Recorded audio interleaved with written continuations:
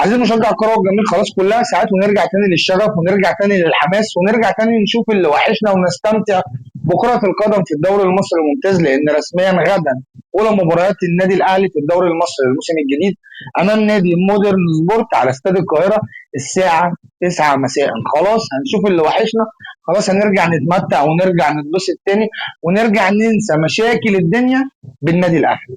وإليكم قائمة النادي الأهلي لمواجهة مودرن سبورت بحضور مين بقى؟ ولا أول مرة مع النادي الأهلي في الدوري المصري؟ أحمد السيد زيزو.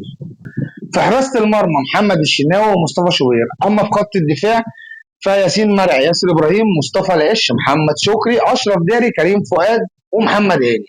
أما في خط الوسط فأحمد نبيل كوكا، أليو ديانج، محمد علي بن رمضان، أحمد رضا، ومحمد مجدي قفشة، تريزيجيه، أشرف بن شرقي، واحمد السيد زيزو، وطاهر محمد طاهر. اما في خط الهجوم فمحمد شريف وجراديشور. ودي كان قائمه النادي الاهلي لمواجهه مودرن سبورت غدا.